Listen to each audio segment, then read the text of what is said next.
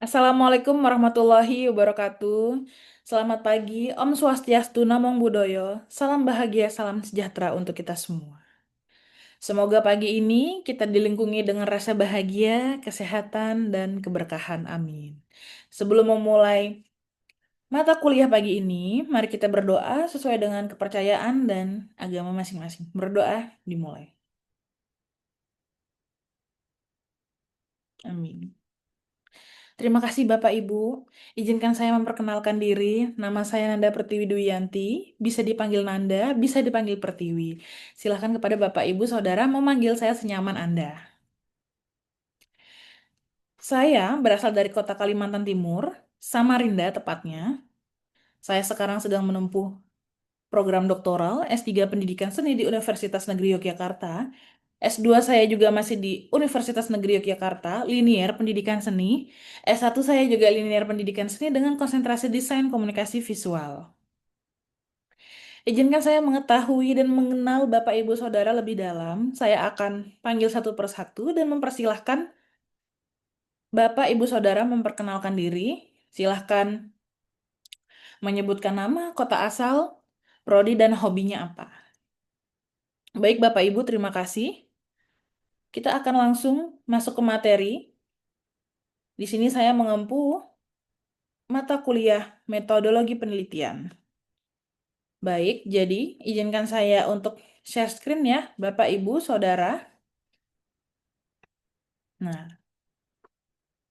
pagi ini materi kita adalah penelitian berbasis seni, art-based research. Baik, kira-kira dari Ibu Bapak-Bapak, Ibu-Ibu dan Saudara, apakah sudah ada yang tahu penelitian berbasis seni? Ya, baik. Jadi beberapa tahu, beberapa ada yang belum tahu juga ya. Mari kita pelajari bersama-sama. Art-based research ini, penelitian kualitatif, maaf, sebenarnya bukan hanya kualitatif, bisa kuantitatif juga, mengkaji objek menggunakan prinsip-prinsip seni. Prinsip seni ada banyak ya, ada keselarasan, ada keseimbangan, ada irama, ada proporsi, dan lain sebagainya, ada banyak. Nanti silakan dibuka prinsip-prinsip seni ya. Selanjutnya, ada berbagai subdesain penelitian berbasis seni. Ada yang seni dalam penelitian, ada seni sebagai penelitian, ada juga penelitian tentang seni. Ketiga subdesain ini ditampilkan pada tabel berikut. Jadi ketiga subdesain ini punya makna yang berbeda-beda dan tujuannya juga berbeda-beda. Nah, families ini rumpunnya. Lalu ada research about art, penelitian tentang seni. Art as research, seni sebagai penelitian. Ada art in research, seni dalam penelitian. Secara naturalnya, jadi kalau penelitian tentang seni itu ada both qualitative and quantitative inquiry. Jadi ada penyelidikan secara kualitatif dan kuantitatif. Art as research yaitu penyelidikan secara artistiknya. Nah, berbeda kan? Yang satu secara kualitatif dan kuantitatif, yang satu secara artistik. Karena apa? Karena dari awal udah berbeda. Penelitian tentang seni dan seni sebagai penelitian. Lalu yang ketiga, seni dalam penelitian, penyelidikan kualitatif. Nah, sudah mulai ada gambaran ya. Lalu yang kedua, ada identitas utama, yaitu dari seniman dan peneliti. Primary identity of the artist researcher. Research, jadi research about artnya, penelitian tentang seninya, itu adalah penelitinya. Tapi kalau seni sebagai penelitian, itu di artisnya. Nah, jadi mulai terbuka lagi kan? Tapi kalau di seni dalam penelitian, itu juga penelitinya. Jadi, kenapa penelitian tentang seni peneliti? Karena objeknya adalah tentang seni. Tapi kalau seni sebagai penelitian, seni ini sebagai cara penyelidikannya. Sedangkan peneliti nanti jadi metode dan sarananya. Kita bahas di the role of art, peran seninya. Art as content area. Art as a way of inquiry. Art as methodology or means to an end. Jadi seni itu sebagai area kontennya. Kenapa? Karena penelitiannya tentang seni, objeknya adalah seni itu sendiri. Sedangkan seni sebagai penelitian, seni itu digunakan sebagai cara menyelidiki atau penyelidikan. Kalau seni di dalam penelitian, seni ini malah sebagai metodologinya atau sarana mencapai ketujuannya. Nah, berbeda lagi. Lalu kita bahas lagi ke the relationship between art and research. Qualitative or quantitative inquiry into artistic topics, research methods supporting artistic inquiry, artistic forms supporting qualitative inquiry. Jadi, dari penyelidikan kualitatif atau kuantitatif terhadap topik artistik, metode penelitian yang mendukung penyelidikan artistik. Jadi, kalau di penelitian tentang seni itu penyelidikan yang kualitatif atau kuantitatif itu terhadap topik artistiknya. Tapi kalau yang di seni sebagai penelitian, itu justru metode penelitian itu mendukung penyelidikan artistiknya. Nah, sedangkan di seni dalam penelitian, bentuk artistik yang mendukung penyelidikan kualitatif. Nanti silakan Bapak, Ibu, dan Saudara menyesuaikan dengan kebutuhan penelitiannya ingin metode yang mana, ingin pendekatannya yang mana. Lalu perspektif of the artist researcher, perspektif seniman peneliti. Jadi, perspektif penelitian tentang seni itu adalah orang luar, bisa saja sumbernya, bisa saja dari orang ketiga, orang kedua. Karena penelitian ini tentang seni. Berbeda dengan seni sebagai penelitian, orang dalam adalah bisa jadi senimannya. Karena orang yang menciptakan seni itu sendiri. Lalu seni dalam penelitian adalah orang dalam juga karena masih menggunakan seni dalam penelitian. Seni di dalam penelitian gitu. Selanjutnya, jadi seni dalam penelitian itu penggunaan dan penerapannya masih dari ranah peneliti dan seniman. Jadi secara aktifnya ditekankan pada proses kreatif mempelajari fenomena tertentu. Jadi sebenarnya artistik itu mungkin lebih kepada karya seni ya, tapi kalau fenomena itu nanti kita bisa menggunakan pisau mata bedah yang lain, bisa menggunakan etnomologi, kita bisa menggunakan filsafat, kita bisa menggunakan semiotika, dan banyak tergantung nanti permasalahan dan topik apa yang akan dimunculkan atau dicari dari penelitian Bapak, Ibu, dan Saudara. Penggunaan metode artistik ini ada komponen seni yang membantu ya. Jadi ada menentukan fokus penelitiannya, harus dirumuskan pertanyaan penelitiannya. Dari rumusan pertanyaan penelitian menghasilkan data, mengumpulkan data, dianalisis, mewakili temuan penelitian, mewakili tanggapan, lalu dievaluasi, menyebarkan temuan, menghasilkan makna dan memicu respon audiens. Jadi memang setelah ya, setelah rangkaian fokus penelitian, nanti menghasilkan data, mengumpul data, akan menghasilkan satu data yang valid dan itu akan menjadikan landasan Bapak, Ibu, dan Saudara mengerjakan penelitiannya. Jadi tidak boleh hanya secara opinion ya, harus mendasar. Harus mendasar kenapa, apa, bagaimana, harus bisa memenuhi pertanyaan itu dan sesuai dengan judul penelitiannya. Teknik instrumen atau pengumpulan data. Jadi sebenarnya kalau kualitatif kita tetap harus membuat kisi-kisi ya dari orang yang akan kita wawancarai. Jadi Bapak Ibu Saudara silahkan membuat kisi-kisi pertanyaan penelitian tentang eh, masalah yang akan diteliti. Dan kalau bisa pertanyakan permasalahan yang mendalam dan sesuai tujuan penelitian saudara. Ada tanya jawabnya, pewawancara dan informan. Ini adalah kisi-kisinya. Kenapa harus ada kisi-kisi agar informan atau pewawancara ini nanti tahu, ini arahnya kemana, jawaban apa yang akan disiapkan, sehingga jawaban itu tetap akan valid seperti itu.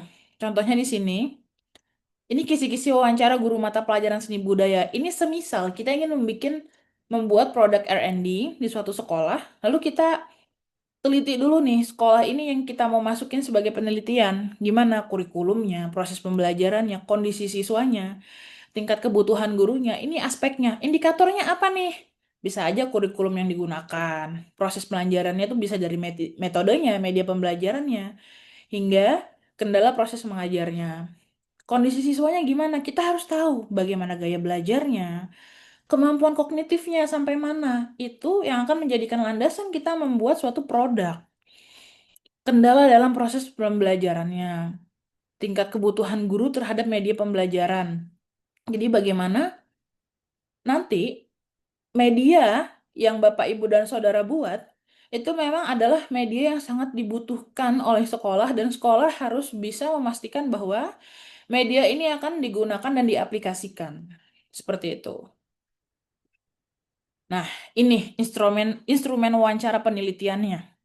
Jadi ada tempat, ada alamatnya, ada informannya, ada narasumbernya, ada tanggalnya, pertanyaannya dan hasil jawaban narasumber.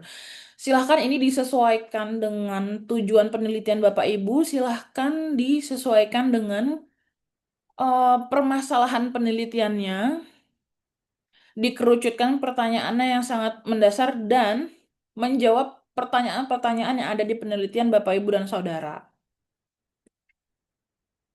Lalu, silahkan setelah memegang data, data itu dikumpulkan, setelah itu apa? Observasi. Observasi ini nanti, silahkan Bapak Ibu Saudara melakukan pengamatan secara langsung. Jadi misalnya, saya ingin tahu kognitif siswa. Mungkin dari guru, menurut guru kognitif siswanya seperti ini. Tapi saya ingin pastikan, ya Anda harus datang ke lapangan, Anda harus lihat seperti apa kognitifnya, sejauh mana dan sedalam apa. Supaya apa? Jadi melalui observasi ini, agar menggali informasi yang dibutuhkan dari informan atau partisipan utama. Nah, siapa partisipan utamanya? Ya siswa kok, ya siswa yang akan kita ketahui ini kognitifnya. Kita kan membuat produk. Produk ini diuntukkan siswa yang ada di SMP ini. Berarti kita harus tahu bahwa kemampuan kognitifnya, lalu budaya belajarnya dan segala macam siswa ini seperti ini. Sehingga kita membuat produk tidak akan lari dan tidak akan jauh dari kurikulumnya juga yang tengah diacu oleh sekolah. Observasi visual, analisis visual, libatkan foto, video sebagai data penelitian, memperkuat penelitiannya agar valid. Itu sangat dibutuhkan. Mau foto itu resmi dari sekolah, dari wartawan, boleh, silahkan. Selama harus menyantumkan sumber. Apabila itu difoto secara pribadi, silahkan dituliskan itu diambil secara pribadi. Jika diambil dari narasumber internet, wartawan, silahkan sertakan sumbernya dari internet dan wartawan. Lalu ada studi literaturnya. Jadi, studi literatur ini serangkaian kegiatan yang berkaitan dengan metode pengumpulan atau pengkajian data pustaka, membaca, mencatat, dan mengolah bahan penelitian. Saya tidak akan bosan mengingatkan kepada Bapak, Ibu, dan Saudara ketika mengerjakan penelitian untuk selalu mencatat studi literatur yang sekiranya ditambahkan ke dalam penelitian. Jangan sampai nanti biasanya seperti ini. Sudah sampai di bab 3, sudah sampai di bab 4, baru, aduh ibu saya lupa karena saya tuh nggak pernah nyatet studi literatur saya. Kalau bisa dari awal merangkai dari bab 1 pun studi literatur udah harus disiapkan. Bikin tabel, nanti saya akan jelaskan tabel pustakanya. Silakan diurutkan sesuai dengan abjad dan lain-lain. Nanti bisa lagi dilihat, dibuka lagi pedoman penulisan skripsinya atau tesisnya. Silakan Bapak, Ibu, dan Saudara membaca, mencatat, dan mengolah bahan penelitiannya. Lalu, yang terakhir ada jurnal atau catatan lapangan. Jurnal atau catatan lapangan ini bisa berupa catatan tertulis tentang apa yang dilihat, didengar, dan dialami, dan dipikirkan dalam rangka pengumpulan data refleksi terhadap data penelitian kualitatif. Jadi jurnal atau catatan lapangan ini bentuknya sangat valid. apabila observasi, studi literatur, dan wawancara itu masih memiliki sifat yang opini, tapi jurnal itu sudah valid. Karena apa? Jurnal sudah terbit. Dan catatan lapangan ini kita bisa dapat misalnya dari catatan resmi maaf, Dinas Kebudayaan setempat, catatan museum, dan lain-lain, atau mungkin ada arkeologi yang menuliskan sejarahnya. Itu sangat penting. Jadi kalau bisa, Bapak, Ibu, dan Saudara menggali sedalam-dalam tentang penelitiannya mengenai jurnalnya dan catatan lapangannya agar penguatan terhadap masalah yang akan dipecahkan di penelitian ini akan semakin valid gitu. Baik, Bapak Ibu, sekian materi yang saya sampaikan. Setelah ini, minggu depan kita akan membahas hasil penelitian masing-masing. Silahkan Bapak, Ibu, dan Saudara nanti mempresentasikan mengenai permasalahan penelitiannya. Kita akan bedah bersama.